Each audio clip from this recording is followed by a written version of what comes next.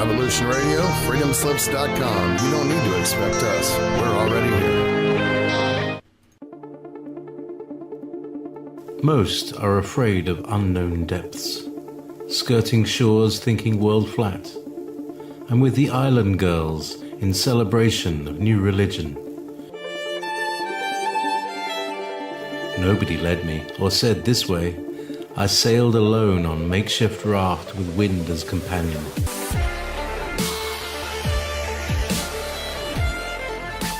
Fate for deliverance, confidence enough to assess new disposition. Seekers of lost paradise may seem fools to those who never sought the other worlds. Welcome to Momentary Zen with Zen Garcia. Visit www.fallenangels.tv. You're listening to Revolution Radio. December 15th, unusually warm. Barely enough breeze to clamor wind chime and song. My snow-white male Persians, Samson and Marley, are front porch chillin', keeping me company as I contemplate poem for relating moment. Samson looks like an albino lion with juvenile mane, eyes creased to dream as he naps away during the hardest part of day, aligned to the shadow of porch column, casting cooler shade, blocking the brunt of starshine as sun encompasses earth in daily circuit, crossing the ocean blue of vaulted sky. Marley, more stout in puma musculature, slumbers in the doorway of the entrance foyer, making possible quick retreat to the safety of home. Should anybody come up and he need to escape and run from outward threat. Like a miniature polar bear or bleached teddy bear, he is the fixture of calm, statuesque in sphinx like pose, a mound of squeezable plushness, his silky fur, the girth of calm stillness, which makes him irresistible to pass without temptation to grab him, lift him, and engulf him in passionate embrace. My little white lions, what joy they bring the world I share with those around me, such character personified in their animalistic grace. Welcome, friends. I'm your host, Zen Garcia. This is Momentary Zen. I appreciate you taking the time to join me. Many of you know that I have three white Persians, and so I thought I'd share a poem about them. Just something that I wrote over the winter, because I know that all of you, our animals, are like our children and what joy they bring to our worlds and how um, they instill calm and peace and serenity in sometimes a very mad world. So, anyways, I'm glad to be here again with all of you in fellowship, and I thank you for always coming to join me in the show and sharing time with me. It's a great honor to be able to come to you in this manner and to discuss all the different things that we are able to discuss. Also, I guess I should give you an update. I have not heard from Peter, and he's not on Skype, so we're going to forego, as for right now, the third segment, which the latter part is very, very interesting in connection to the whole um, repository, the ancient library of the giants, which has been most recently discovered in the Basiji Mountains. And so we will talk about that at a later date. And it's kind of my fault because I wasn't able to send him confirming email recently. And I've been just crazy busy and it slipped my mind. But, anyways, I'm going to give everybody an update on some of the things that I'm involved in and the things that I'm doing. And then I'm going to talk a little bit about this whole situation as far as the Orlando shootings. And I'm also going to invite Kathy to come on with me if you should want to, sister, if you have anything you'd like to say or contribute to the discussion. And I'm also going to open up the phone lines and invite people to call in should you be interested in. I know this is something that is on everybody's radar, and it's something that, with all the false flag terrorist events and all the things that happen, we never get the straight story. And there's always some kind of twist, some kind of loop. I mean, it's maddening trying to decipher the news and the propaganda that is streamlined on all of the major networks whenever something like this happens. And it's up to us, those of us that discern truth and seek it out, to read between the lines and to see what they are saying and what they aren't in order to make sense of story. And so um, I'm going to ask that people wait at least the first segment. And then should you want to call in, the call-in number for Studio B is 310-421-4053. And as I said, please wait till the first segment is passed. That way I can make some announcements. And Kathy, if you want to, just shoot me something over Skype and I'll bring you on at that time. If not, it's all good, sister. I totally understand. It's total surprise even for me as far as what I'm gonna do this evening. But to give you an update on one of the things that I am involved in is the Thracian Chronicles and the translation of those from the Bulgarian, the ancient Thracian script, which has only recently been deciphered, and by one of my friends, which I'm considered a great honor to know him, Savetin Gardaskill, who is the brother of Dr. Stephen Guide. And he's also greatly involved with the Thracian Church, who are the owners of those those particular scriptures. And for those that have heard me talk about or to read from the two books that I currently have translated into English, which I was working on the final details of that. Okay, great. Thank you, sister. And so and Kathy will join us after the first segment too. So that should be really interesting. She's always loads of information, and so I'm sure she's got insight into the story, which I haven't yet had chance to, go into, and so she'll be a great asset to the discussion.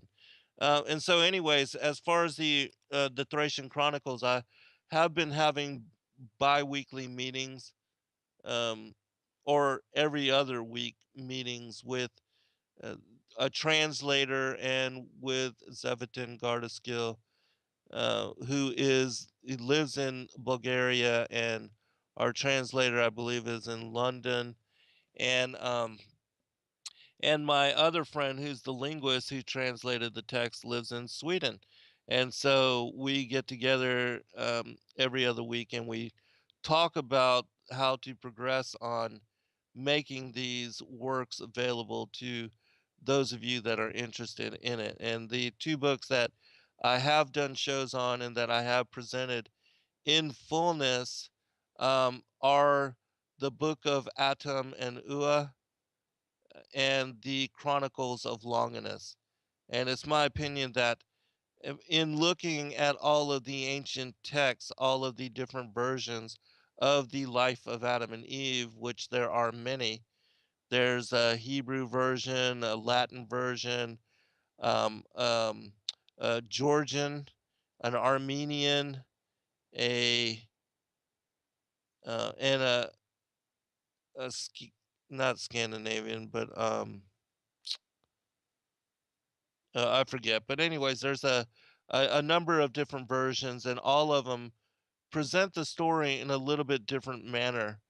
And but the why I think that the Thracian Chronicles version is the oldest is because it has chapters which are completely unique and different from any of the other that are available to the public currently.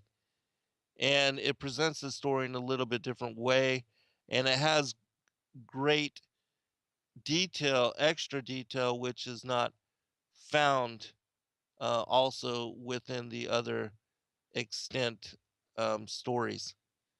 And so at some point, we will be making all of that information available. It's just that right now, there are other linguists and translators which are working on the text that both Alexander and I already worked on. And so, and they're, connected to the Thracian Church, which is really underground because they're still persecuted over there. Um, and and so I had promised that we would try to have this out by the end of summer, but that is not looking feasible. But this evening, I'm going to tell you about the other books that are also involved or that make up the collection as far as the Thracian Chronicles. So you'll have an idea of the different segments and also the other books that we will be bringing to you at some time. The next book I'm hoping to get hold of as soon as possible is called the Book of Navi. But I'm going to present them to you in order and give you a description of them so you'll understand um, as to how much information is compiled within these Thracian Chronicles and how much will be released to world when we can make it happen. When we're finally able to get it all together and release it to world. It's just a I'm excited just to be able to read them because they're, like I said, they many of them are only found in the Bulgarian language currently and are nowhere else found anywhere else in the world in any other type or version. And so, the books that make up the Thracian Chronicles, the first one, as I mentioned, was the Book of Atum and Ua. It's 68 chapters, and I've already done an 8-part segment. You can find that under my YouTube channel under Endeavor Freedom. The second is called the Book of Navi. It's 44 chapters, and it's about the descendants of Adam and Ua and tied together specifically with a character named Orphi, who was one of the most ancient priests in of Thracian, the ancient Thracian Church, who the Thracians predate the Sumerians and the ancient Egyptians by 1500 years, and they were Christians. They knew about the coming of Christ. They knew that God had a son, and they knew that he worked in tangent. They worked in tangent with the Holy Spirit in forming a Trinity. And they also knew that he would be born of a virgin and that he would come of Adam's line. And so all of that is contained in the Thracian Chronicles, which, as I said, go back like 5500 BC. All right, the third book is called the Book of Ari, Arih. It also contains the Chronicle of Avila, Avila. It's 26 chapters long, and it contains a lot of information and material about the ancient Thracian peoples, culture, and historic data. The fourth book is called the Book of Geths, Geths, which is a pseudo for the Goths. It is 60 chapters long, and it contains further elaboration on the Thracian historic data, and includes the ancient Thracian tribes. And it also speaks about, specifically in this book, Attila, which everybody knows Attila by Attila the Hun, and Hun being short for Hungary, and that people believe that he was a Hungarian. But in this text, it mentions and speaks of him as being Bulgarian or ancient Thracian, that he's a Thracian descendant. And he was not Hungarian, as some people believe. Um, Also, and I'm reading notes from one of the individuals that sent me the information on these texts. During his lifetime, there existed no Hungary yet, but was called Pannonia, an old geographic region in modern day Hungary. And it was populated by the Bulgarian Paeonians. And so that's the explanation for Attila. All right, there's three more books that are part of this. The fifth book is called the Book of Longinus, the Chronicles of Longinus, which I've already read. It's 18 chapters long, and I've shared that in a three-part show. Uh, Fascinating.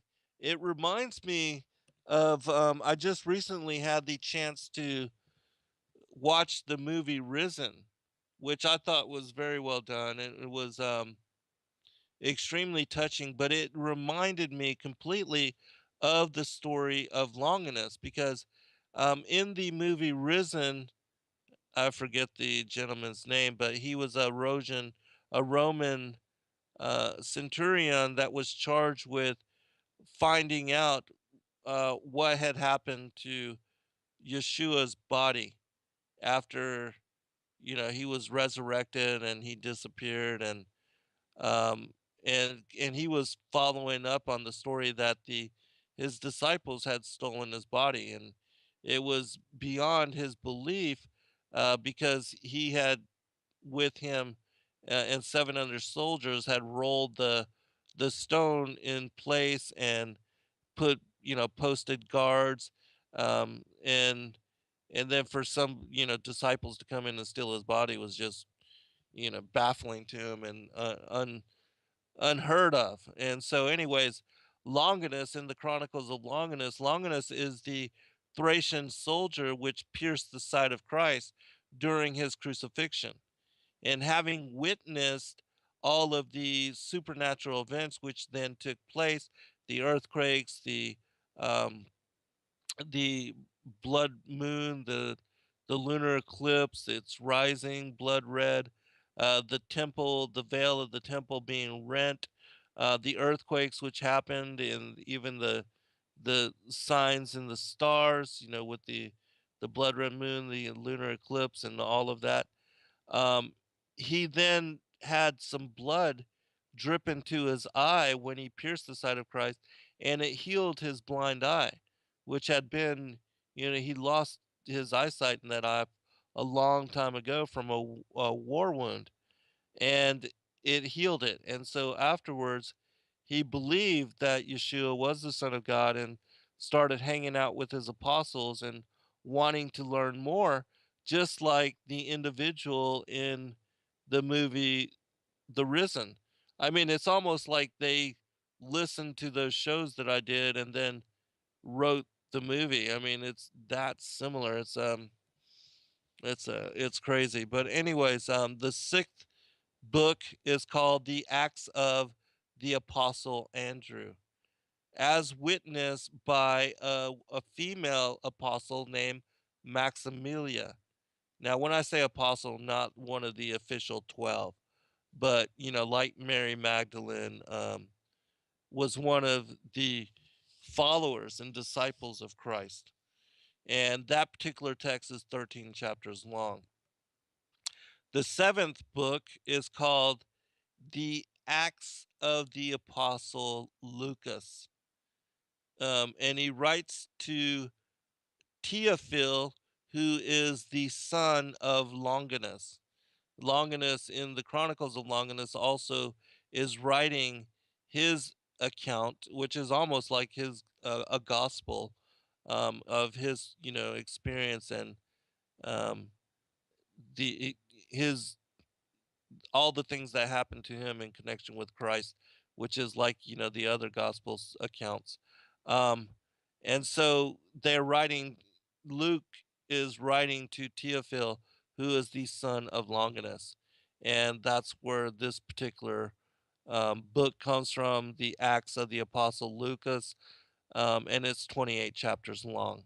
And then there's a whole other portion called the Thracian epistles, which are 185 pages in and of themselves.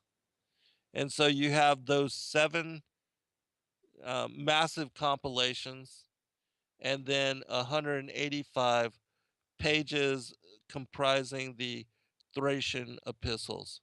And so that's what we are looking forward to getting out into everybody's hands as soon as possible. And I'm sorry that I'm not able to send those of you that have requested PDF copies of the Book of Adam and Eve or the Chronicles of Longinus.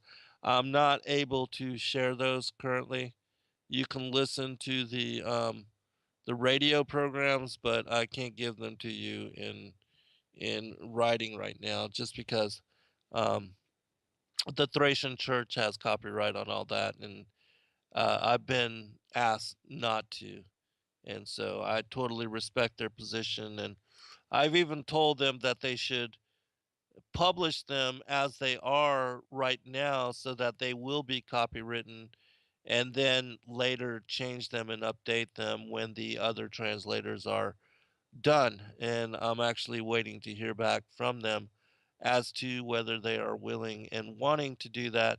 And if so, then we will be able to, within a couple months, to provide those translations, because I've already got them formatted and compiled in book form somewhat. Of course, I have some finalization to do with it, but it should not take me long at all to get them into book form and to make them available to the public once I get the go ahead to do so. And so I know a lot of you are excited to get those. I myself am excited to get the other portions of it, and it's fascinating read. It absolutely is, the Holy Spirit will move you as you read, hear, or listen to them. And so check them out. You can there's a three-part segment on my YouTube channel under Endeavor Freedom, ENDEAVOR Freedom, FREEDOM, and the I've got a playlist called the Thracian Chronicles that includes the 8 parts of the Book of Atum and Ua, and also part um, the three portions of the Chronicles of Longinus. And also, I've been asked to make all of the Chronicles of Longinus available on one show. So at some point, I will do that. I will dedicate 1 2 hour show to just reading them, all 18 chapters from the first to the last, and so that they'll be all on one show and then people can find them in that manner. Because I read them as I got them, and I got them in portions, and I wanted to make them available to you, and so um, that's what I did.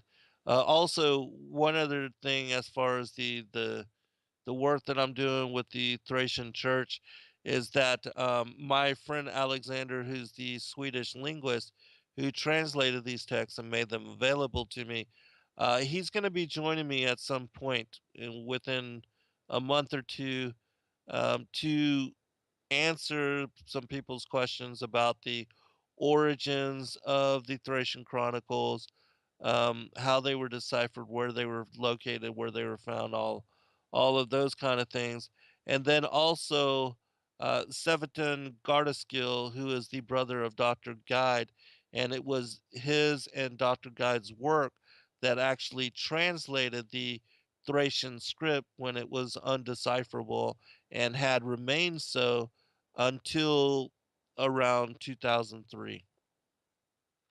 And then they had been working to study the many different artifacts. A lot of the doors ended up closing on them. People were trying to hide and keep this material um, out of the public's knowledge. And but they did write together a 4-book set called the Thracian Script Decoded. And in the first two, there are like a portion, 30 to 40 pages, which were written in English to explain how the translations and the decipherment was done. And also, for those that can read Bulgarian, I would most certainly get these books if you can. They're already becoming difficult to find. I've only been able to get my hands on one of them, but luckily my friend was able to send me PDF copies of the other portion that was in English. And so, anyways, also you can look if you keyword search on Google Thracian script decoded. There is a PDF available of the first book, Thracian script decoded number 1, and you can read through that PDF and read the English portion. It's about, again, 30 to 40 pages long, and it will totally give you an idea as to how they were able to do it in deciphering this material, and also how they have been persecuted because of it. And it's also my opinion that Dr. Guide was killed over this um, poison. All right, we'll be right back, and Kathy will be joining me. All right, welcome back, everybody. To open up this segment, I'm gonna start with something that one of my friends told me about, and it's the craziest thing. Some guy, I don't know who he is. His name is Pablo Reyes. In December 26th of 2015, he wrote in response on somebody's Facebook. He said this: "Call me crazy, but in 2016, Hillary Clinton will be the first female president. The world will go crazy over the death of a gorilla. Prince will die. Muhammad Ali will die. Kimbo Slice will die. Donald Trump will die. And the USA will experience the worst mass shooting in history. I'm not trying to scare anyone, but you'll remember my name." Um, Kathy, what do you think about that? Wow. I'm not surprised. A lot of people, though, are pointing out that it's not the worst. I was just,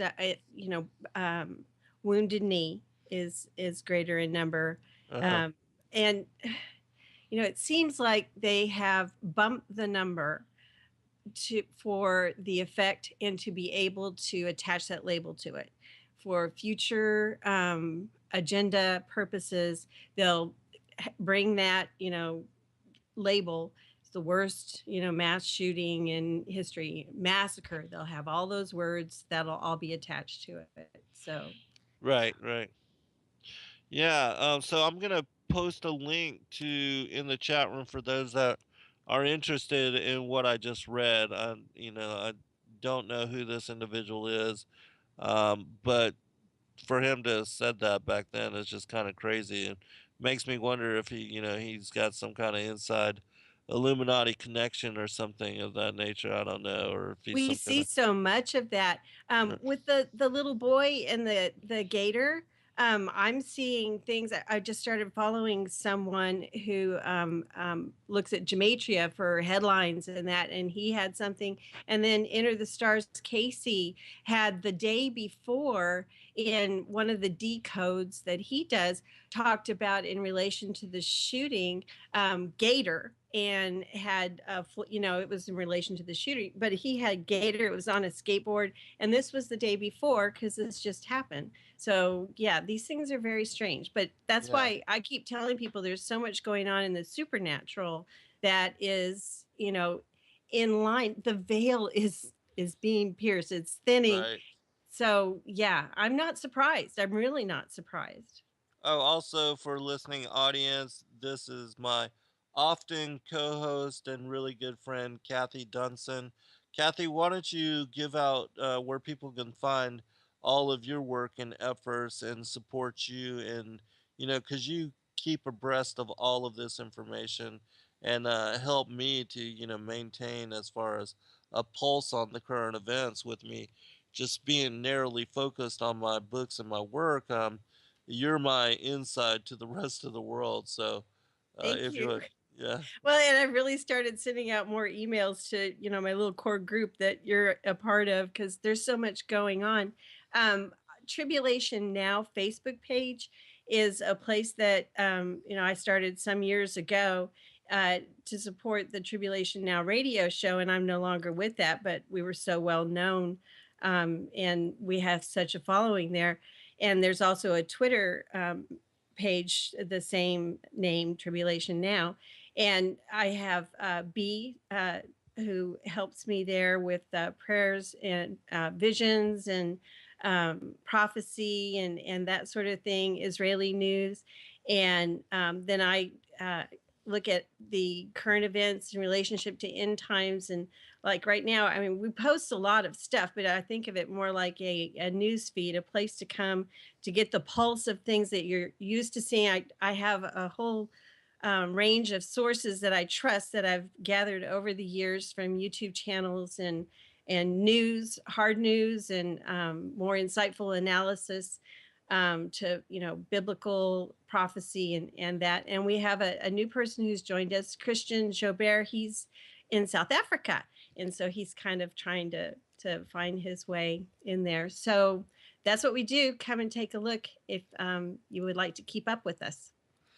Also, I posted some of the videos and some of the stories that you sent me, and people can go to fallenangels.tv to find those articles, and specifically the one that I thought we should bring up and mention this evening is the Orlando nightclub shooting questions and anomalies surround the quote unquote worst mass shooting in U.S. history. But before we do so, I want to just get your insight and tell you a little bit about the things that I've seen. But it seems to be that, there's this cast of crisis actors that always seems to pop up in connection to some of these mass shootings like Sandy Hook, the Boston bombing, and there's been others. There's some numerous now. It's crazy. It's hard to even keep up with. But um, in oftentimes, and for those that don't know anything about this or what I'm talking about, if you look and you study, and David Wise does a really good job of this at Deep Inside the Rabbit Hole, DITRH on YouTube. Um, And Facebook. yeah, Yes. and Facebook, and he puts together a lot of information, and he shows how some of these crisis actors have been reported in the news as being murdered multiple times in different shootings, and which those kind of things bring out the fact that there's some kind of weirdness associated to all of this, and that there's some kind of hoaxing going on, but that they are in fact doing these kind of things, these false flag events, and perpetuating them and propagating them as agenda to go after our guns, which even like one of the uh, one just recently an interview I watched of a mother that supposedly lost her son um, in the Pulse in the nightclub. I believe he was in the bathroom or something of that. And then she you can see in the interview she's reading from these cue cards and she's trying to display all these emotions, but at the very end she has this grand emotional appeal to please go after the semi-automatic weapons and And to she said she didn't want to be a part of this club and didn't want anybody else to be a part of this club. right. And she was wearing dark sunglasses, and that was served two purposes. She kept glancing down. You could even see she was glancing down to read a script, and she wasn't showing the emotion. It was really very fake looking. I mean, you want to be very wary. Is there actual killing going on here? And I'm Right. not sure about that. I mean, they wouldn't hesitate to kill us. I don't Right. think I mean, they consider us useless eaters. It's whatever their agenda is. They don't care about us. Jesus Christ cares about us. That's what I keep Hmm. telling people on Facebook.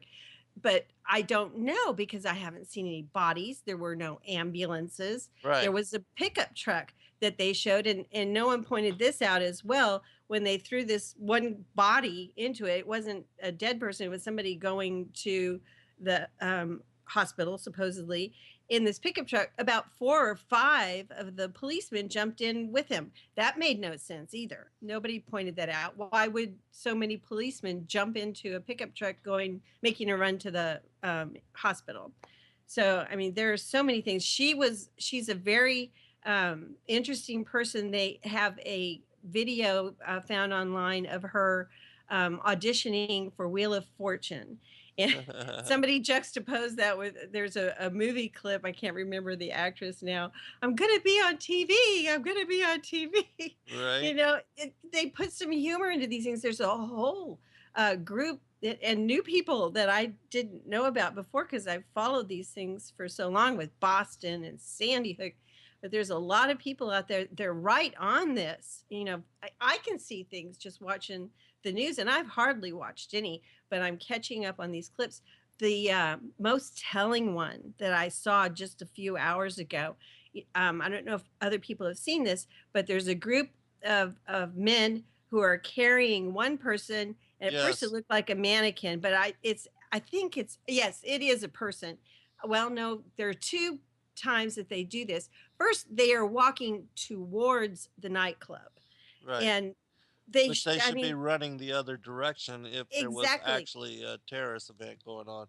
I don't know if you've seen this one though. With one person that they're carrying, it's very close to the fence. They walk along and it's caught just the tail end, and they stopped and they let the person down and they started high-fiving and kind of dancing around. Like, Right. okay, we're done with our little, scene here, and Right. it's been caught. I mean, they were just being sloppy. Right. So, Right. Yeah, because they're performing for the cameras, and they're basically acting in order to project a certain kind of image and scenario, just like with the woman who was doing this interview where she was reading from this cue card and kept glancing down, and she's trying to create these fake tears, and there's a police officer behind her who is keeping people away and not letting anybody come around her to see what she's doing. And so the whole thing is staged. And like even with what you're talking about, I saw this as well. The weird thing is that these people are carrying this individual past the cameras towards the Pulse nightclub, which is completely bizarre because if you are indeed in the trying to get away from a terrorist event, you're most certainly not going to be walking back towards the scene of the crime, especially when it hadn't been contained and the shootings were supposedly still going on. And then yeah, this guy who's supposedly hurt or so bad that they're having to carry him, as soon as they get past the cameras, they set them off, and then they're doing this kind of high five thing. exactly. And you're like, What is going on? This is But I completely guess bizarre.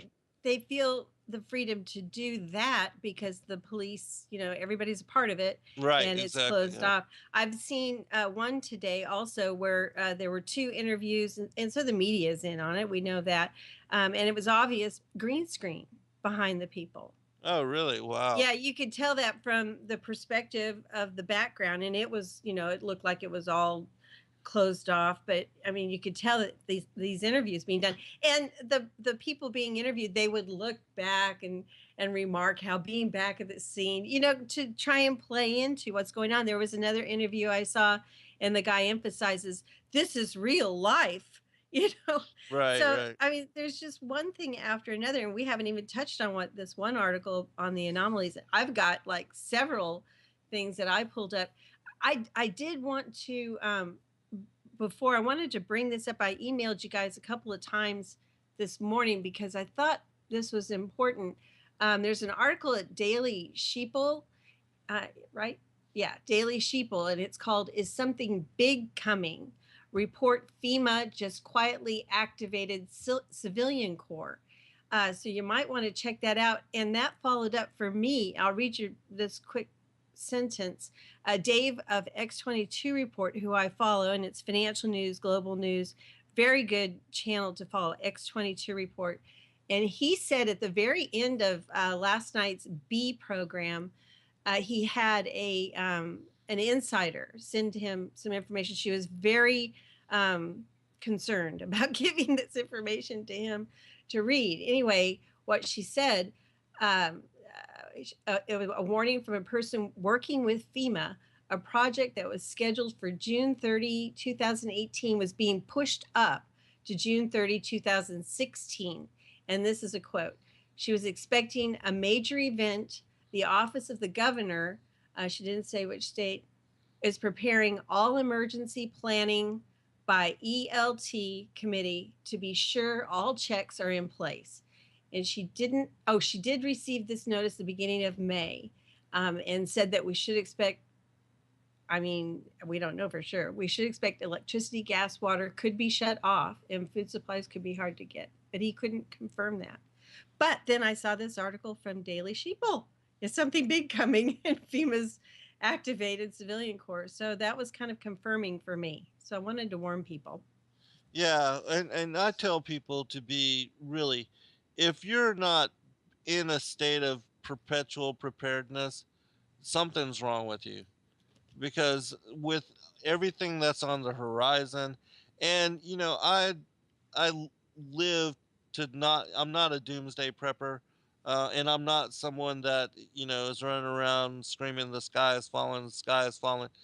But I know what they have planned. I know what they have written about, what they have schemed and attempted to orchestrate in their own words. And I know that they are waiting for a certain time, whatever the domino is, whatever the trigger is, that they have planned this massive financial collapse, a com, um, total destruction of the American and the world, the global financial system as it is, and that they are going to replace it and roll out a whole new currency that the Federal Reserve notes, and the Fed, as far as the way that they've been doing things, that they are pushing things and orchestrating things specifically so that they collapse in the manner that they are, and in a grand way, not something like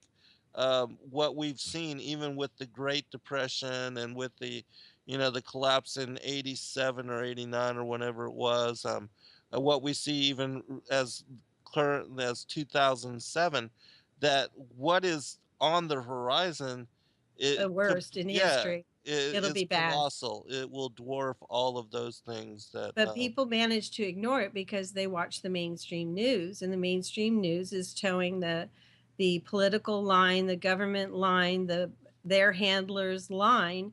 And people are very, they don't want to have the apple cart upset, and they believe normalcy bias teaches them that no, it could never happen in America, but it will. And I mean, all you've got to do is look at the fiat currency, this financial system that has been designed to collapse.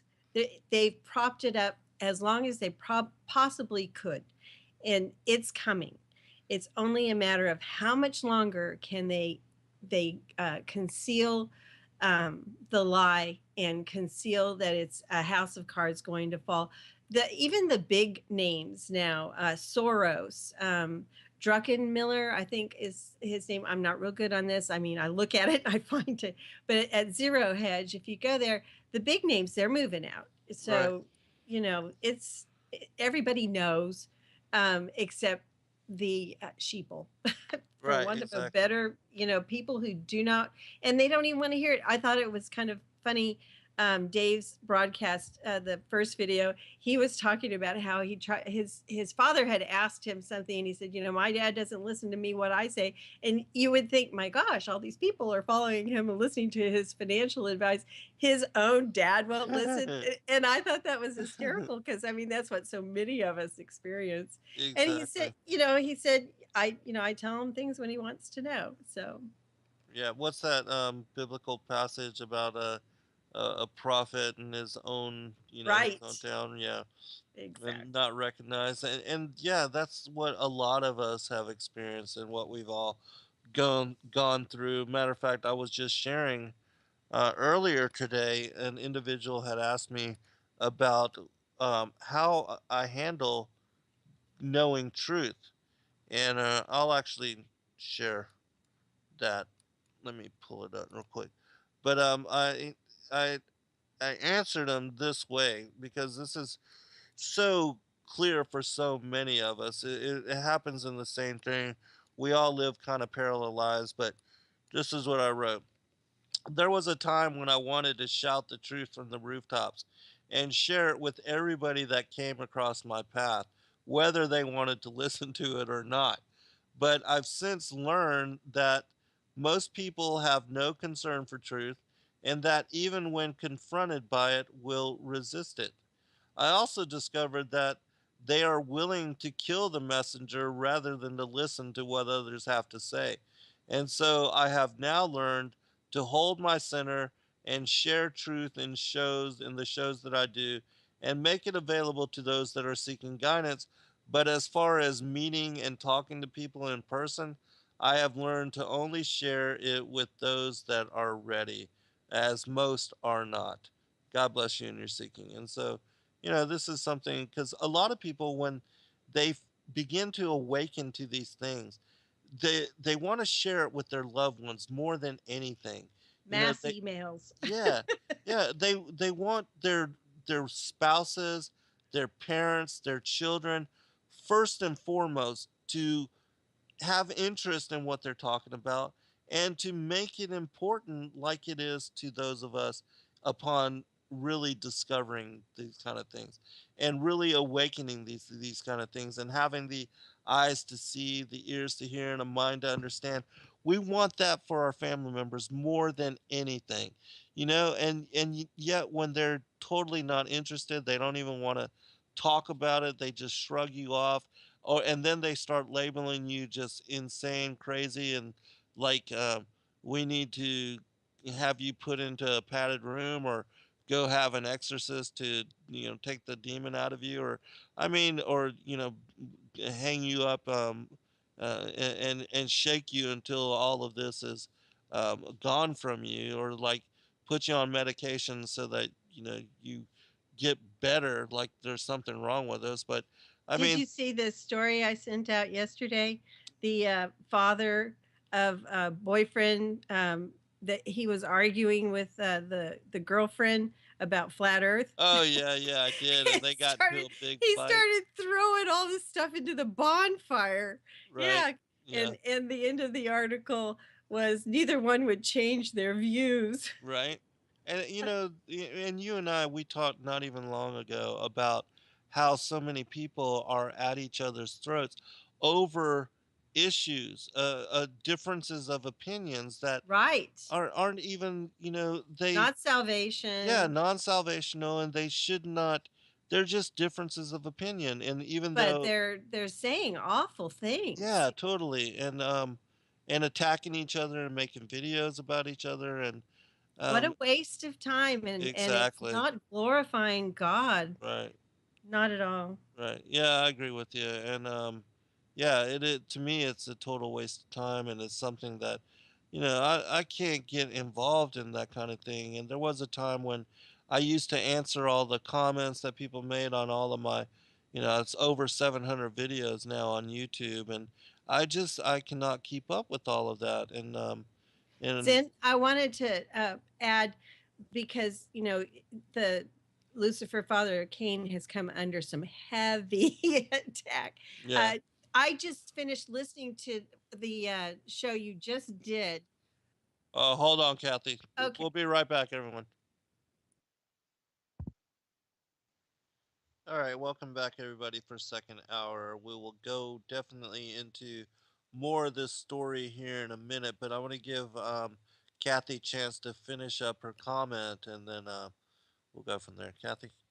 Yes, you were on a radio show, Deception Detection, with Kay Carswell and Chad Riley, and it's called "In the Beginning" with Zen Garcia, and it was only an hour, or wait, 2 hours and 20 Yeah, 2 minutes. hours. Yeah. And in that amount of time, you covered A to Z, from the texts and the Enochian calendar, even the serpent seed. You read the that one article, or uh, it's called "Life is Like a Box of Chocolates." The one, Right, right, yeah, about the third strand DNA. right. I mean, all of it was fascinating. I don't know how people could come away from just listening to that and not have a renewed um, intrigue, interest into just understanding. People that I see constantly, comments and posts and videos and long shows that don't seem to stop, where people seem to want to just hear themselves talk. They don't want to understand, they don't want to listen to anybody or investigate or learn. And somehow, we've got a lot of people dropping out of the woodwork who think they have a lot of knowledge on it. And it's just not the case. And in that short broadcast, and it's on Spreaker, Deception Detection is the name of their show. In the Beginning with Zen Garcia. Take a listen to that. It's great. What was the other thing I wanted to mention? I don't know. I forgot. Anyway, oh, I know. You mentioned, and I was unaware of this, that you had done some videos with Dr. Joy when you were first connecting, Yes. kind of bouncing off, you coming from your perspective with the extra biblical text, and her from King James only. And that sounds fascinating. I was unaware of those. I'm going to have to look into those and watch. Yeah, they're I believe it's in a playlist on my YouTube called The Garden Parable. Right, I've seen that. Yeah. Okay. And we also did another one called The Days of Noah, and which Professor Truth is going to release the second hour sometime soon when he gets a chance. And also, he'll be coming on and joining us for show at some time. But yeah, Dr. Joy and I, because she is King James version only kind of scholar, even though she reads some of the extra biblical material, not in a grand way like I do. I try to study and read all of it. But yeah, when we first hooked up and worked together and started shooting video together, and this is going back in 2006, she was the first person that I met that understood that Cain, as his name said, was acquired by Adam, that he was not a blood-born son, progeny born in the similitude and likeness of Adam, but that he was a stepson. He was acquired, and that he was, after the character and nature of his father Lucifer, Satan the adversary, which is why he was a murderer, liar, and deceiver. But I tried to, in the shows that I did with both Chad and Kay, and also the one that I did with, Now you see TV. yeah, Now You See TV, to take it all the way back and as if I was talking to people that had never heard about this information. And And why? really, in that brief time, you did so well. You mentioned in just this one with deception detection that, really to study it, it takes years. I Yes. mean, and there is so much depth to what you have done, and it's all in your book. And I don't think people can grasp it. I mean, there's just such a resistance, and that's what we see. Yes. Yes, absolutely. Resistance, and It's a shame because it explains so much I that people agree. don't understand. And in the mainstream churches, they don't ask the question. I absolutely agree. Let me make mention really quick for those of you that can to please do support Revolution Radio. Go to freedomslips.com, click on the donate button. There are several things there in order to exchange as barter for your support, and that we really do appreciate you doing so. It provides individuals like myself a platform to talk about and cover all the information that we do share and cover, and that Revolution Radio really is the largest listener supported, commercial free, and corporate free entity out there. There's two studios and numerous hosts covering a wide array and eclectic topics, and bringing you, different perspective and angle on everything that occurs out in the world, even like what we're talking about and discussing this evening. And so, Kathy, is there anything else you want to cover before I go into this Orlando? Because, of course, we're going to share commentary as I go through it, but I thought I would read some of it. One thing I wanted to point out because we're going to address the anomalies here. The bigger picture, it's the Hegelian dialectic, problem, reaction, solution. They've caused a problem. We're reacting. They're going to give us the solution. Exactly. They're going to keep doing it until we take their solution. I've noticed, in addition to gun control, which is obviously what they want to be doing, putting on the forefront. Also, Donald Trump and Hillary Clinton in their campaigns are calling for bombing ISIS. Yes. And ISIS is a CIA creation. Right. So, that's check mark. That's one thing they've been trying to do for years. So, there's multiple fronts going on. They're trying to get them all done right now. Right. So, and, if we don't take this one, there's going to be more. So. Right, exactly. And here's the thing also, as far as you had alluded to this a little bit earlier. Why the hoax? Why the deception? Whereas previous they had no problem with, as far as the false flag events, to really killing people, slaughtering people. Not that I want that kind of thing to happen, but why all of a sudden the switch up and going to psyops, where they're basically just propagandizing this whole scenario as occurring, and that all of these people dying, and then they're using these different crisis actors on multiple occasions. And it's becoming clear to those that are looking at these events in great detail that they are recognizing these people almost like they're Right. playing in different multiple movies, Right. uh, like It's a joke in some cases. yeah, There's this one girl that they keep putting her picture and everything. She has the same scream going on. She was in Paris even. She was at Boston bombing and Sandy Hook. yeah. So, And so why are they doing it like that? And my answer to that is, uh, I believe they are doing it as such now because they want multiple.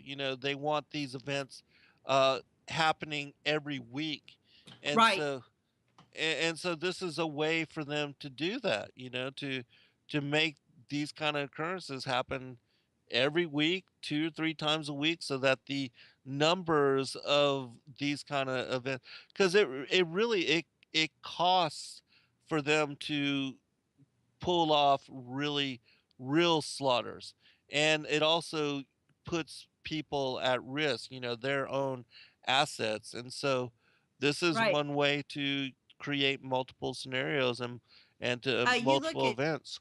you look at James Holmes, because I think this is another factor too. You look at James Holmes in the Batman Aurora Theater massacre. I mean, that guy was on drugs. I mean, Right. there could be an MK Ultra component. Right. There's other things going on in some of these smaller events, or like San Bernardino. You don't know, but I mean, they could have other operatives that they're triggering, and those are people that are involved. And more and more, the perpetrator is being killed, Yes. so they are left not to say anything. It's very it's maddening now to see these things. I can't watch the regular news at all when these things are on. Right. I'll break Right. my television.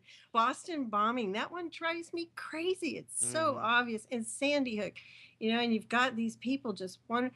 I mean, I watched like intro to something to kind of see what their spin was. That's the only reason to turn on, see their spin. And he Yes, ticked off exactly. one after another. False flag, they all were false flags. Right. So but there's different components. And I get on our Facebook, because I've been posting a lot of this stuff, questions. Well, why would they do it? Well, it's for control. It is for the control, and people need to understand, this is historical. It goes back, to the early 20th century. Titanic, which you had talked Right. about, World War One, World War Two, Pearl Harbor. That was a false flag. Yes. They Vietnam War. Yes. People are unaware. There's an article I just pulled up. It's on Washington's blog, and it's 53 admitted false flags that the Right. government has admitted to. So whatever their agenda is du jour, they are designing them to go that direction. I mean, 9/11 started the war on terror. Terror never ends. So they can use that for whatever their purpose is. So, people need to wake up to it and be aware. And you start looking at this event, and we're just Wednesday. We woke up on Sunday to this, and there's so many holes in it already. I mean, that's probably a good place to have you start looking at that article. Yeah, absolutely. Yeah, let's go ahead and do that so we don't run out of time. We can share commentary. The name of the article is Orlando Nightclub Shootings, Questions and Anomalies Surround Worst Mass Shooting in U.S. History. It's put out by Vivian Lee. We'll stop as we go to comment, but it says the quote, worst mass shooting in U.S. history, end quote, is reported to have occurred between 2 a.m. and 5 a.m. on Sunday morning, June 12th, at the Pulse, a nightclub in Orlando, Florida. The act of terror is said to have produced 49 dead and 53 injured. A 50th death was that of the shooter, identified as Omar Sadiq Mateen, who was employed as a security guard since 2007 by the giant multinational security company G4S. The circumstances of the Orlando massacre are suspicious to say the least, with many details fitting into the existing playbook for stage shooting occurrings across the United States. G4S, the world's largest security company by revenue, has its U.S. headquarters in Jupiter, Florida, but operates in more than 100 countries with more than 50,000 employees in the United States. G4S has the international reach and resources to meet the security needs of the global age. The company has expressed its condolences over the tragic event and is cooperating fully with the FBI and other agencies who are investigating the unspeakable tragedy.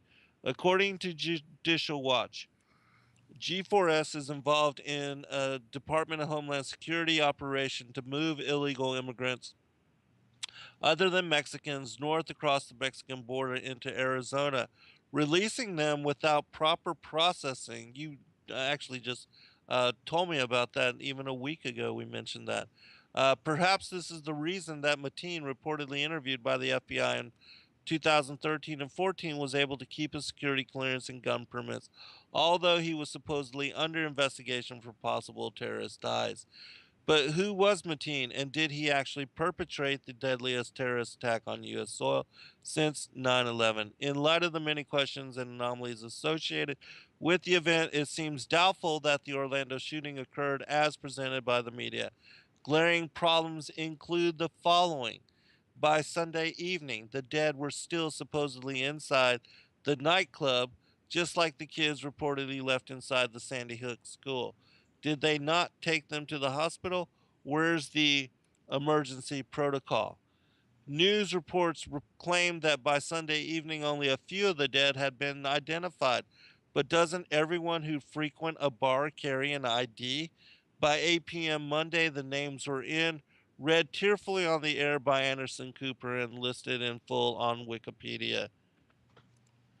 News footage shows no dead people or even visibly injured people, no ambulances, which you mentioned, rushing to the scene, which is absolutely weird. No colored triage tarps, no EMTs swarming the site, or anything else that might prove the massacre actually occurred, as reported.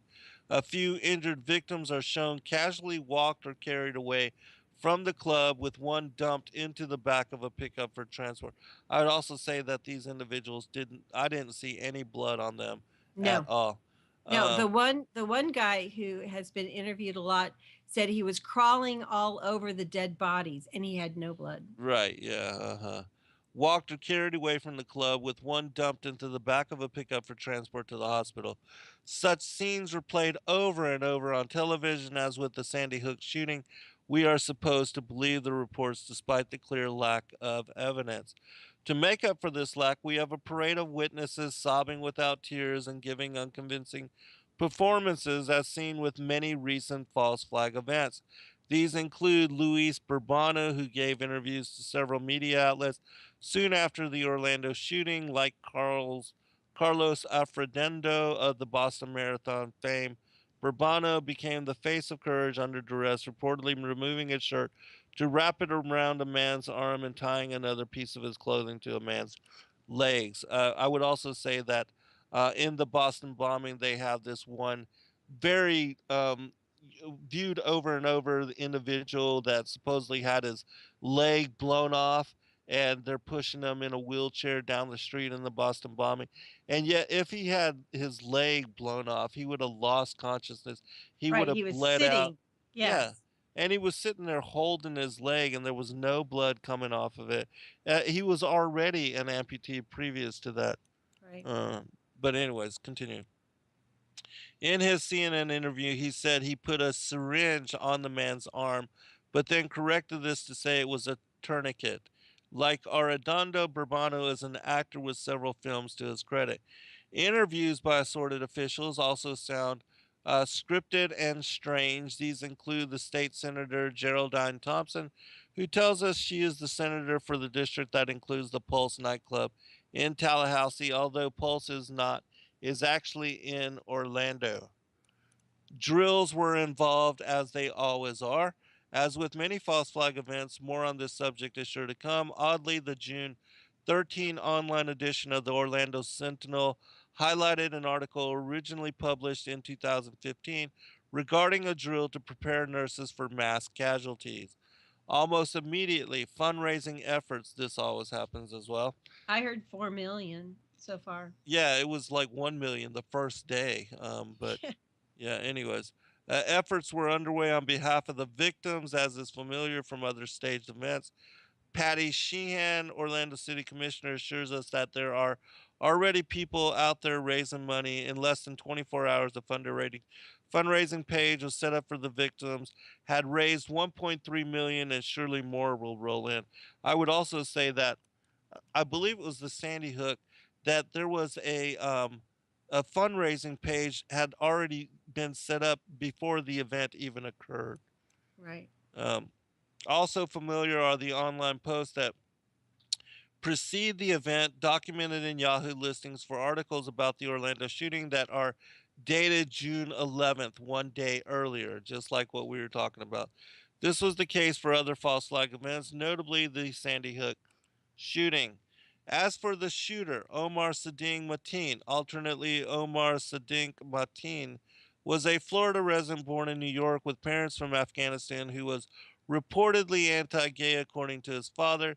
His family is more than suspicious, with his father, Sadiq Mateen, supposedly running for the presidency of Afghanistan and well acquainted with U.S. congressmen and officials in the State Department.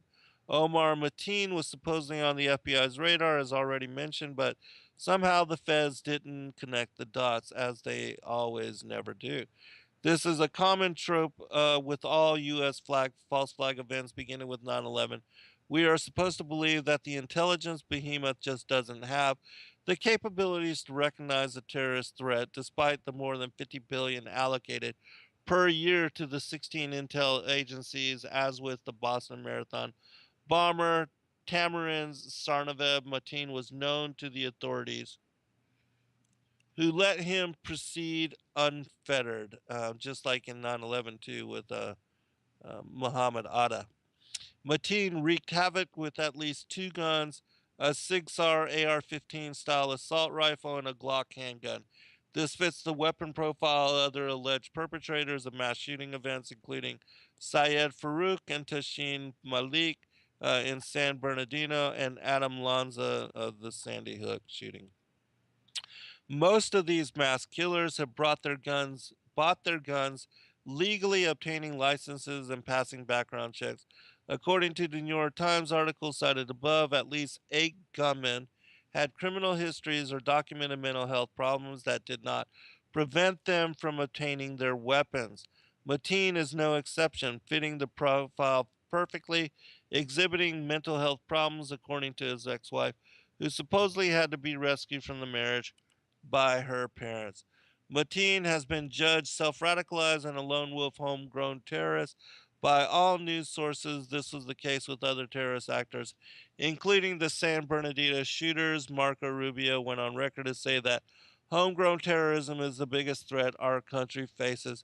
His fear is that we're going to see more of this, and no doubt we will. All sources have reported that Mateen called 9/11 at 20 minutes into the attack and pledged allegiance to ISIS over the phone. How convenient of him. And also mentioned the Boston bombers as inspiration. The tape has not yet been released. This is patently ridiculous. Did no one in the club think to jump the killer as he took time? Exactly. I mean, it's absolutely ludicrous. Uh, if you're going to get shot, I mean, rush the guy, you know? And with all these And there people, were so many in the club, yeah, right? exactly. And if he shot that many, he would have had to have reloaded his clip, you know, But two, but three he times. also he also stopped mid shooting to call Yeah, to call 911 and pledge 911, right. allegiance to ISIS, Exactly. I mean, it's which they ludicrous. haven't released that call. Right, right. It's totally ludicrous. Yeah. As he took time to make as he took time out to make this call. This kind of exhibitionism serving to identify the perpetrator and associate her with the terrorist organization of choice was seen in the Paris Charlie Hebdo caper, with Amni Coulibaly calling BFM TV for the kosher hyper casher supermarket to tell them his name and announce his connection to the Islamic extremist Kouachi brothers. It's just like the magic passport that made it through the Muhammad Atta's magic passport that made it through the fireball and the bombing to land on the sidewalk in New York on, you know, the World Trade Center bombing. Paris Everything had a else is passport collapsed. too. Yeah. Yeah, yeah. I think it was Paris. There's been another one not recently that had a passport show up. Yeah, they do the same MO. We're almost done here. Finally, Mateen was conveniently killed by the police. As always, they kill the patsy so they can't answer any questions. Or was he, with only one officer sustaining a hit, but luckily the bullet was deflected by his Kevlar helmet? This has occurred with virtually all other false flag rampages, a notable exception being the Boston Marathon bombing, with Dzhokhar Zarnavev reportedly captured and imprisoned unless he was actually killed while hiding in the boat. One can find many other correspondences between the various staged events, with the Orlando shooting fitting comfortably into the paradigm. In each case, the saddened President Obama makes a heart wrenching statement to the press, in some instances seeming to weep. In his words, Orlando was an act of terror and an act of hate. But love will prevail, as we are reminded again and again. Here, as always, the agenda is multi purpose: gun control, mental health supervision, increased surveillance of the populace, bolstering of the intelligence services, militarization of local law enforcement, further commitment to the war on terror, whether abroad or at home, and in this case, the LGBT program in a strategy devised by the elite and programmed by the media with the people used as dupes. And I mean, she did such an awesome job in putting Yes. this all together, and it sums it up in precision. It's a good place to begin with what's been going on, because I've seen a lot more information just since that. And as I was reading that earlier today, I thought, wow, this encapsulates everything that's going on right now. And people need to know about this. And they don't have, they're sticking on one note with Fox News. I don't listen to the others. I go crazy, but it's, Islam. We've got to we've got to stop that. But see, that's part of the New World Order plan as well, is to divide people, to create the Yeah. Yeah. All right. We'll be right back, everyone, for final segment.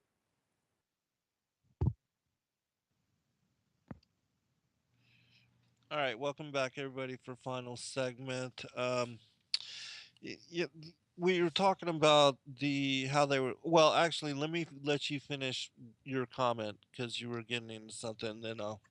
Well, in secret societies, I've been in Behold a Pale Horse by William Cooper. I've read these things, and I've come across other Masonic documentation. I don't know exactly from where now, but I mean, that's part of their intent. Long in the works plans to bring migration in, to divide people, divide the countries. And that's why there's all this hatred one to another. I mean, they want the people fighting among the people. So that's what's being engendered in this. And that's why all you're seeing is they're talking about ISIS and Muslims and all that. They're not asking why wasn't anybody jumping on the guy, or how could he shoot people and be on the phone. They don't ask any of the real questions. They're trying to gin up this hatred with Muslims. Even Bill O'Reilly on his show yesterday talked about how there needed to be sensible gun control. I can't remember his exact words, but I was aghast that he was actually going as far as he was. So, I mean, there's a whole big problem here, and what you can see is they're using their Muslim ISIS scapegoat and building that up, but that's to go to war. So, I mean, there's that agenda, there's gun control, everything's right on target with them. Right. And what the American public and the people do not understand is that all of what's going on in the Middle East, that's all coming home to roost. I mean, the supposed war on terror that's been ongoing since 2001, and the borders are still wide open. They are bringing in terrorists and just dropping off, dropping them off by the van loads. I mean, it is insane the kind of things that are going on that nobody is keeping up with, and we have all these terrorist cells here in the country just sitting idle, that are, and we're talking about professional killers, not just Exactly. these The patsies that are gangs, being set up. Yeah, and the gangs. MI13, I think, or MH13. Yeah, the drug cartels, Right. and we've been funding them as well, not just with money, but the whole Fast and the Furious, exchanging guns for Exactly. I was going to mention that. Well, and that's why we're in Afghanistan for the drug right the trade. poppy, exactly. Exactly. Yeah, I don't know why people, because I'm looking at this other article. I don't know if I sent it to you. It's that activist post by Tony Cartalucci. He's excellent analyst, and he's talking about that's the first connection to look at with this Omar Mateen was the FBI, and it's been confirmed he had been approached by informants, and this is what they do. There's the FBI counterterrorism unit in Miami is particularly aggressive. And what they do, let me read you just a little bit, because it's really important. People are totally unaware of this. Informants in this context that are posing as handlers, they approach these individuals, and the informants are posing as members of terrorist organizations, and they approach suspects mentally ill or people who have problems, and they coerce them into planning and preparing for terrorist attacks. They give them grandiose ideas before finally aiding the FBI in the suspect's arrest and before the attack is finally carried out. These informants carry out things. It includes providing and training the suspects in the use of real explosives, providing suspects with arsenals of weapons, and that's like Fast and Furious. I don't know why people don't get it that, yes, they're doing this, precisely like those used in the recent shooting in Orlando, Florida. And they encourage the suspects to adopt radical ideology. Yesterday, let me interject, Univision was allowed into his apartment, and they walked all around. It was a really frilly looking place. But like in another recent, maybe it was a San Bernardino, they were allowed in a crime. It would be part of a crime scene. Right. And then they showed his concealed carry permit expired, was sitting on the kitchen counter. And then right next to that was some Islam documents. Of course. Right. It's crazy. But they engender a delusion of grandeur that these people, mentally unstable people, and his wife has already said that he was. That's another part of the agenda where they're going, because they want to put more controls on people, gun control, and use that as a reason. But then that will go out for other purposes. But engendering the delusions of grandeur and otherwise mentally ill suspects. This article goes on to say that for more than a year, this is an activity that did take place for more than a year, ending in April, a time during which investigators will now be looking for any clues from Mateen that might have been missed. The FBI in Miami focused on a counterterrorism sting that targeted James Medina, who was a homeless man with mental problems. And the Intercept, which is where this article appeared, would reveal that the FBI informant, not Medina, came up with the idea of crediting the planned attack to the Islamic State. This is another one that, they had set up. And in fact, upon reading the FBI's affidavit, it's clear the FBI's informant encouraged and walked Medina through every aspect of the planned attack. So that's something that, they're looking at right now. Did he have the contacts with these informants? And yes, he did. Yeah, that always seems to be the case. Even like and we talked about this as well in the 93 World Trade Center bombing, how the individual that was tasked by the FBI to perform that terrorist action, he didn't trust his handlers. He recorded his conversations with them, and then they told him that it wasn't a real bomb, and that to go ahead and play it out, because it was just going to be like a like um uh, I've, how they do the planned events. I forget the word right now, but a drill, yeah, like a drill. Right. And then when he did, then that's when the bomb actually went off. And so it was after the court case and after his conviction that he released these recorded conversations with his handlers, and then it came out that he was actually working for the FBI. And so this is the same kind of modus operandi with the government being complicit and working with terrorists in order to pull off these false flag events, in order to drive the agenda for either increased security budget or for other things like gun control, the creation of the Homeland Security after Right. after 9/11. I mean, all of those things. Back in Oklahoma City, that bombing that was blamed on Timothy McVeigh, there were bombs that were found inside the building, and that those bombs show that the building was blown from inside out, not from outside in by a fertilizer bomb in a truck. And so all these kind of things, but there were I believe the budget was doubled for security measures, and anti-terrorism after that event. And after 9/11, of course, we saw a great increase in the budgets for, and even the whole creation of the Department of Homeland Security, and then you have things like The the Patriot Act. Patriot Act, Uh, exactly. well, and that was written by Joe Biden, and that was written before 9/11, Oh, way before. I mean, right? because People have no it was idea. hundreds of pages, and then they didn't even get a chance to read it before they voted on it, and they were basically threatened, and fear tactics were used in order to Exactly. push it through. You're not a patriot. They've Yeah. got, there's another website I've been following very closely. He's doing a great job. It's willielohman.wordpress.com.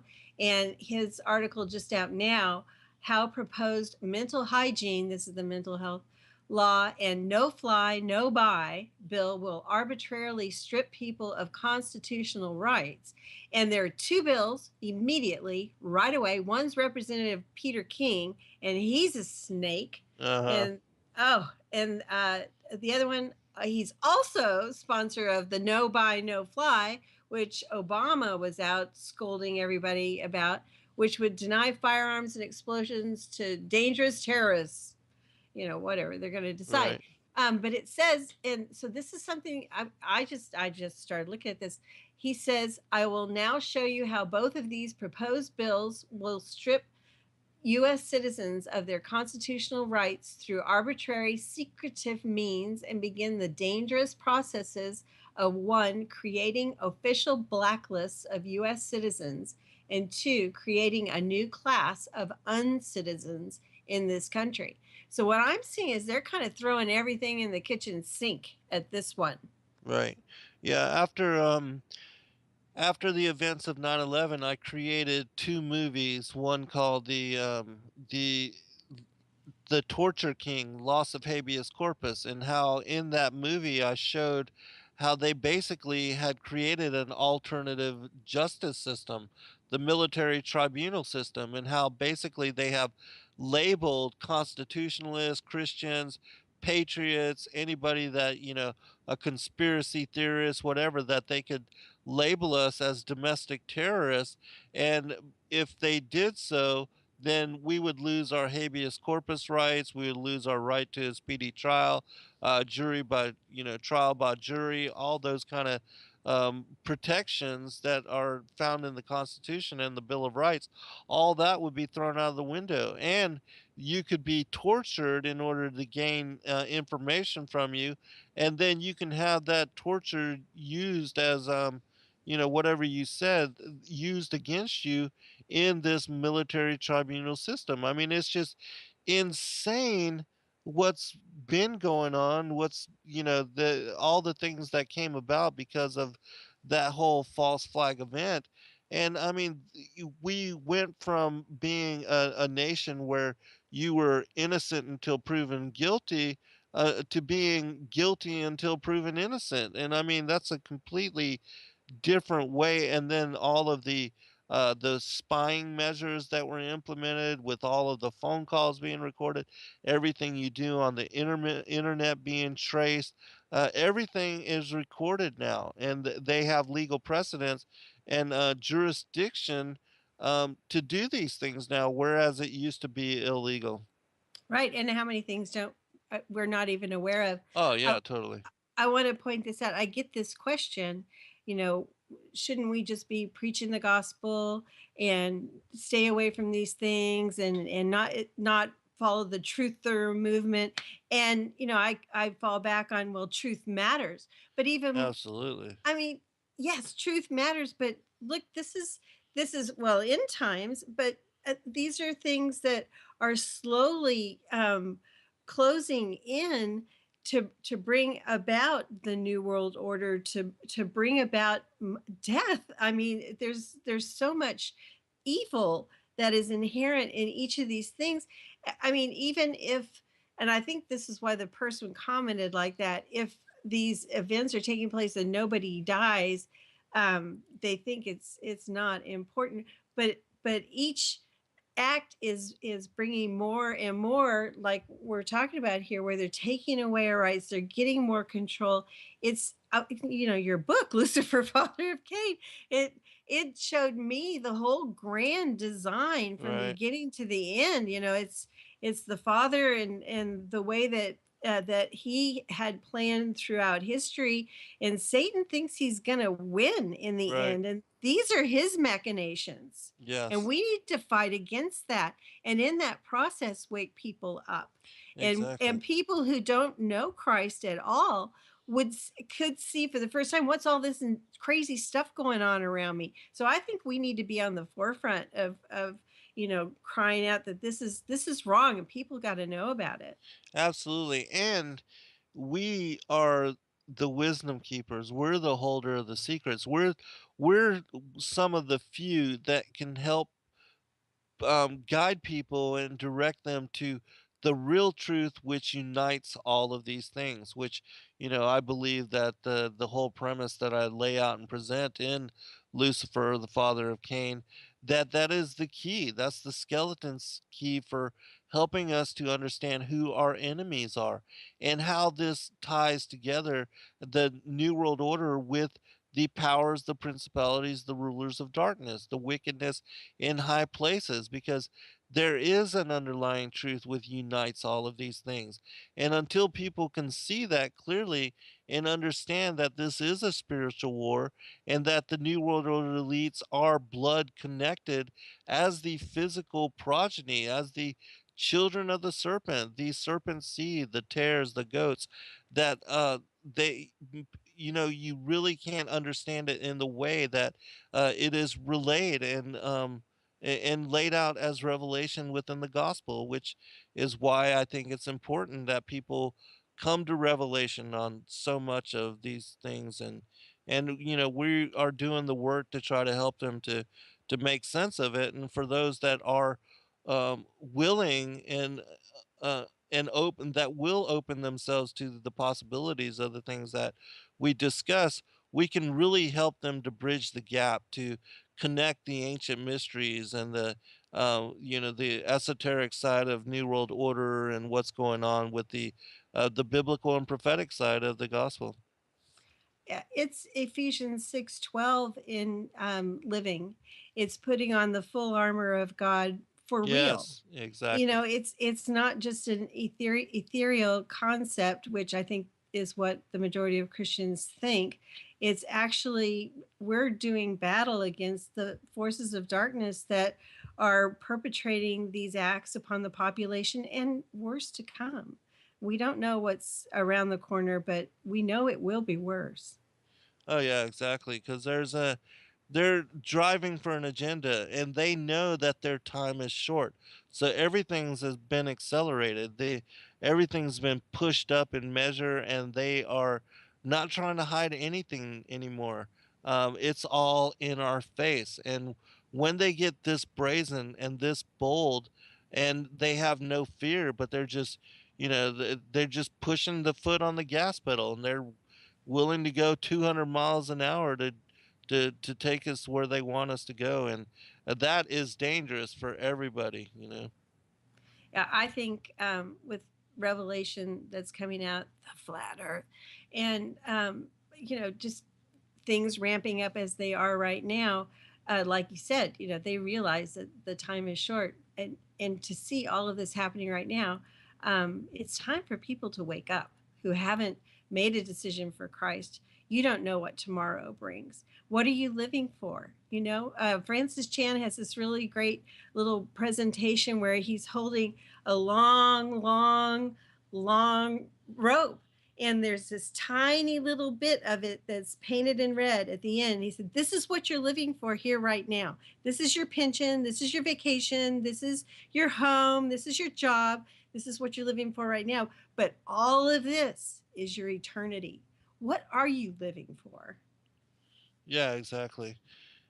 Because you know when you really look at the bigger picture, if all it is for you is about money and materialism and accumulating things, or in leaving an inheritance for your children, I mean, those are really grand and noble things, but it has nothing to do with eternal inheritance, with the rest of eternity. I mean, and that's what is real, because this dream, this life is but it's but a temporary facade of what is really going on.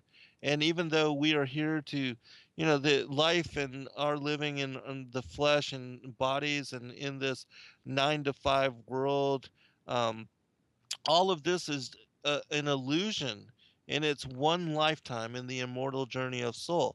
And that's, you really have to put that into perspective, because this is but a blink of an eye. This is but a quickly passing dream, and what's real is on the other side.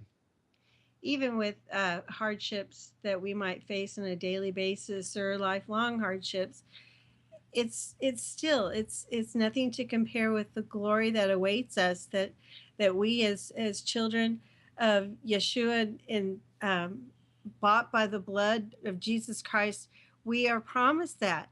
We know with a certainty that that is awaiting for us. And that, to me, I kind of feel like a spectator watching this, and it's Yes, fascinating to yes. me.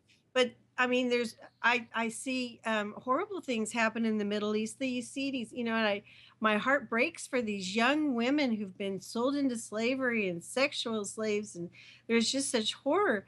Um, but we need to be praying for those people. We need to do what we can do from this perspective, but we need to also realize that our life is just a moment in time here. It's a vapor, a breath, and what we need to be excited about is our lifetime eternal.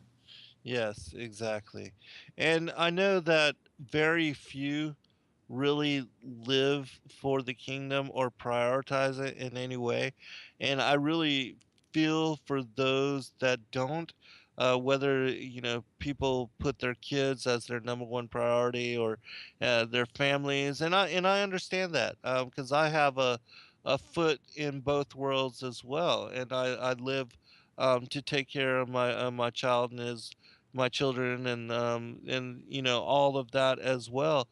But I know what my role and mission and my whole reason for being here is. I know who I am, what all of this is about, what, the background story for our being here, and our everything. And understanding that makes such a complete difference on, like, I live in a completely different world. Even though I'm here with all of you, the world that I live in is completely different, and it is spiritually driven.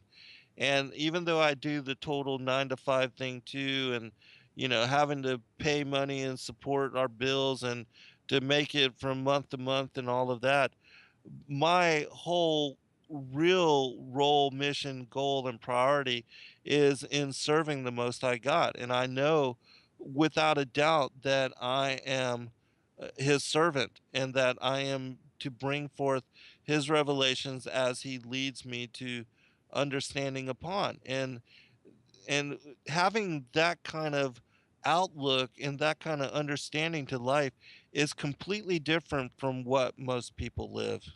And I could only wish that people had that connection with the creator, our maker, and also our savior Messiah. I wish that for everybody. Amen. I know I often get caught up in what's going on, and that the news, the headlines, and that. But I really want to keep focus on God and worshiping Him. There was a verse that I read yesterday and shared that, for our conversation is in heaven, from whence also we look for the Savior, the Lord Jesus Christ. That was Philippians 3:20. Yes, thank you, sister. Thank you so much. And God bless you, Kathy, and all that you do. And God bless all of you out there. Those of you that do not have relationship with the Father or the Son, please look into it, and see if it's real, because the answers that are contained in the gospel can help you make sense of world in a way that most people are living without. The answers are there. I mean, I've been led to the truth in a way that has completely changed my life, and I can only wish that for all of you. I pray that you can find that and that you will seek it, because if you do, the same thing is there awaiting for you as well. He is waiting on all of us. And I know that that sounds like, you know, church or gibberish, but it's real. It's the reality of what's really behind everything. God bless all. Good night. Thank you, Kathy. You're welcome. Good night. God bless all. Talk to you soon. Peace.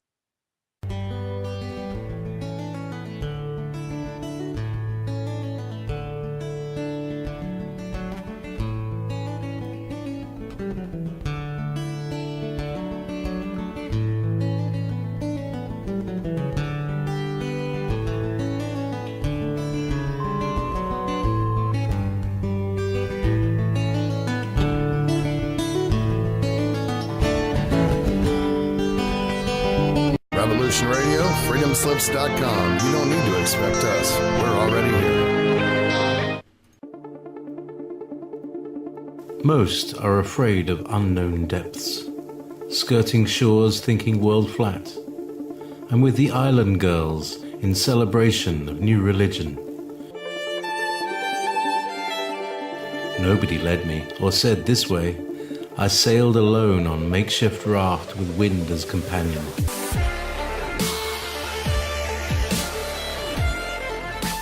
Fate for deliverance, confidence enough to assess new disposition.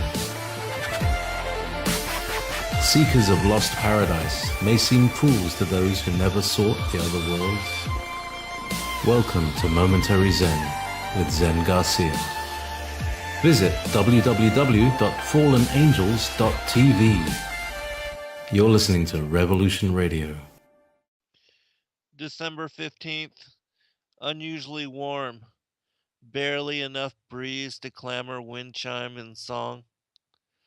My snow white male Persians, Samson and Marley, are front porch chillin', keeping me company as I contemplate poem for relating moment.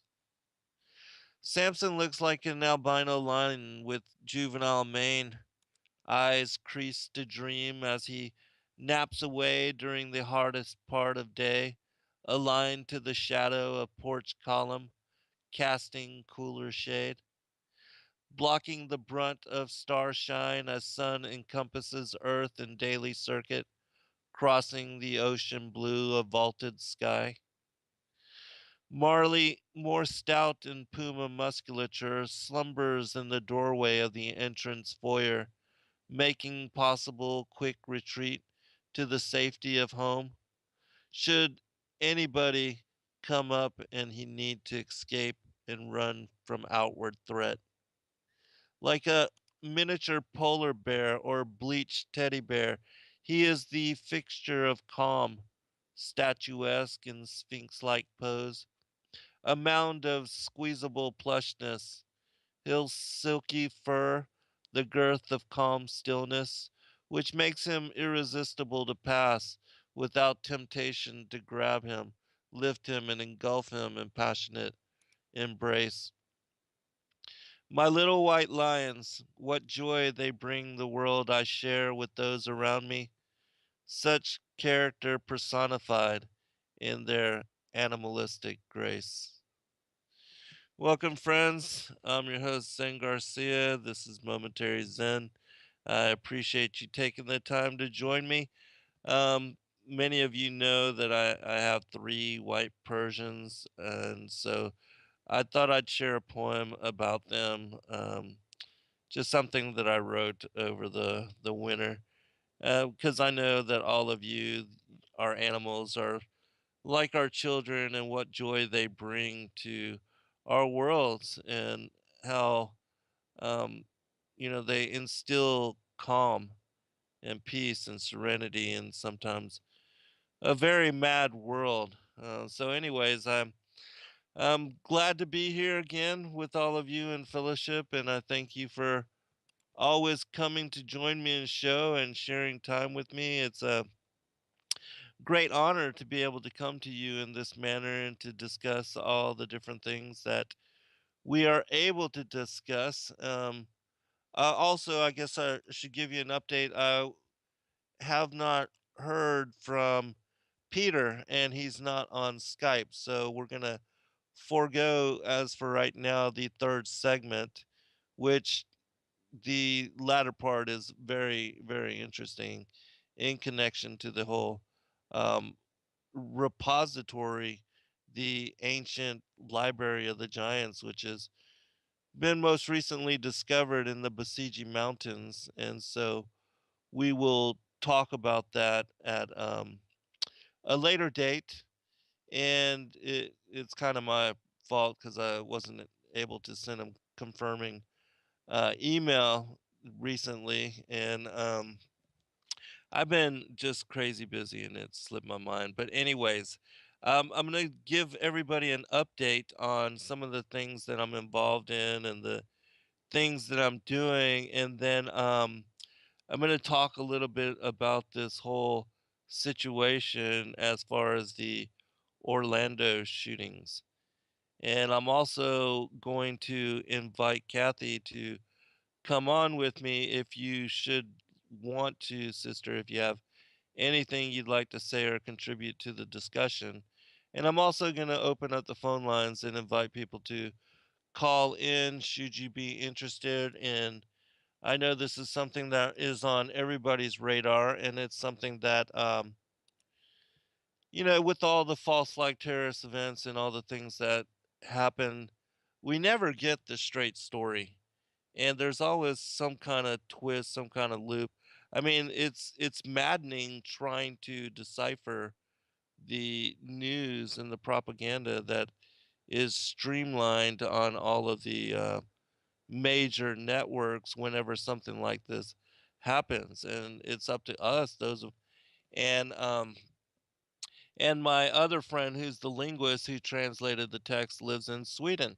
And so we get together every other week and we talk about how to progress on making these works available to those of you that are interested in it. And the two books that I have done shows on and that I have presented in fullness are the Book of Atum and Ua and the Chronicles of Longinus. And it's my opinion that in looking at all of the ancient texts, all of the different versions of the life of Adam and Eve, which there are many, there's a Hebrew version, a Latin version, um, um, a Georgian, an Armenian, a and a not Scandinavian, but I forget. But anyways, there's a number of different versions, and all of them present the story in a little bit different manner.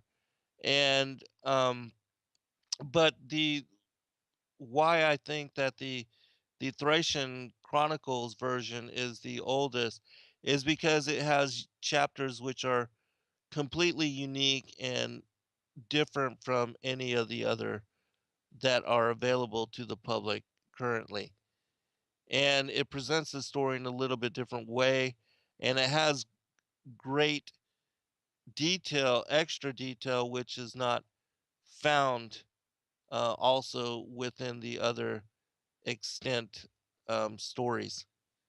And so at some point, we will be making all of that information available. It's just that right now, there are other linguists and translators which are working on the text that both Alexander and I already worked on.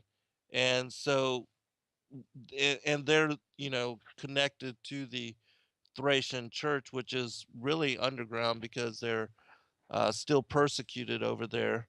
Um, and and so I had promised that we would try to have this out by the end of summer, but that is not looking feasible.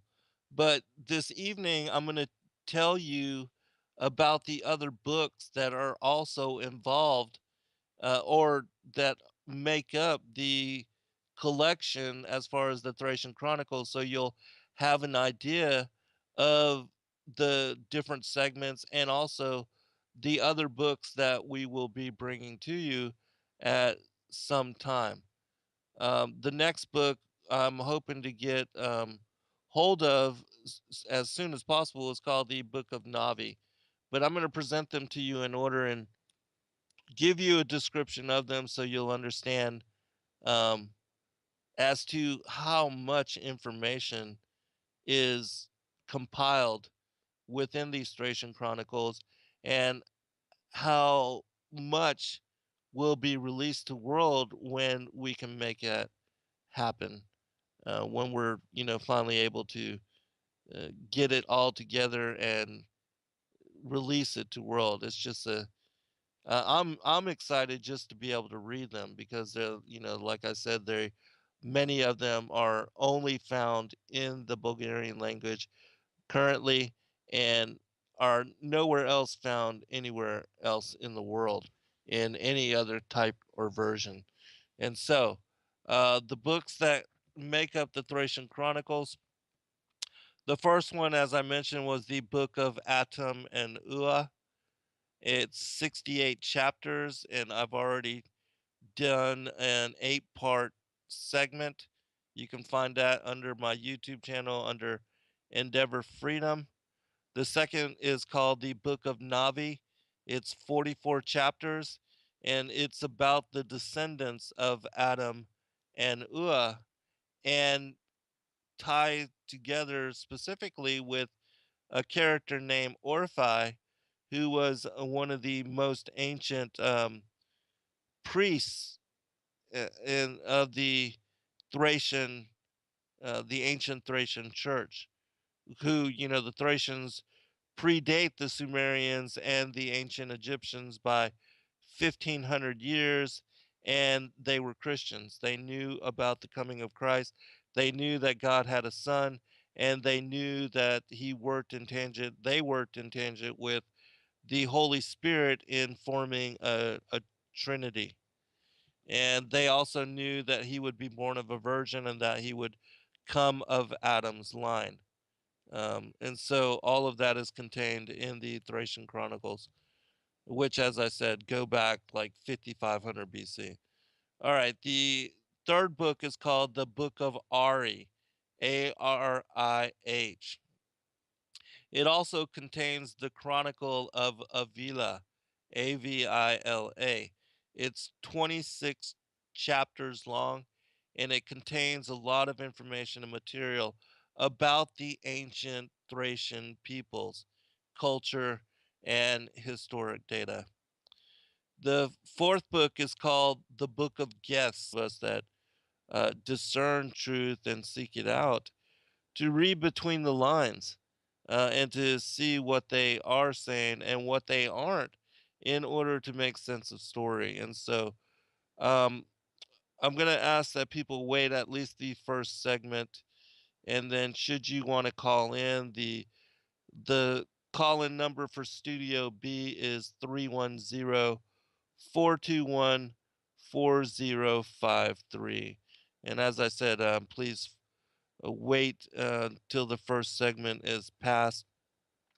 That way I can make some announcements. And Kathy, if you want to, just shoot me something over Skype and I'll bring you on at that time.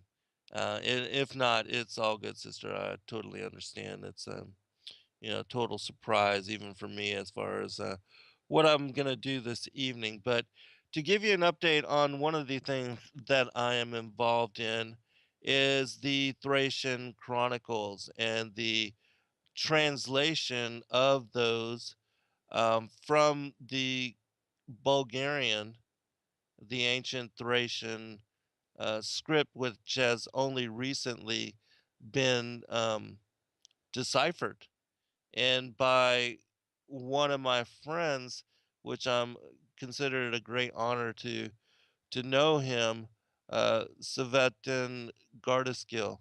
who is the brother of Dr. Stephen Guide. And he's also greatly involved with the Thracian Church, who are the owners of those those particular scriptures. And for those that have heard me talk about or to read from the two books that I currently have translated into English, which I was working on the final details of that. Okay, great. Thank you, sister. And so and Kathy will join us after the first segment too. So that should be really interesting. She's always loads of information, and so I'm sure she's got insight into the story, which I haven't yet had chance to, go into, and so she'll be a great asset to the discussion.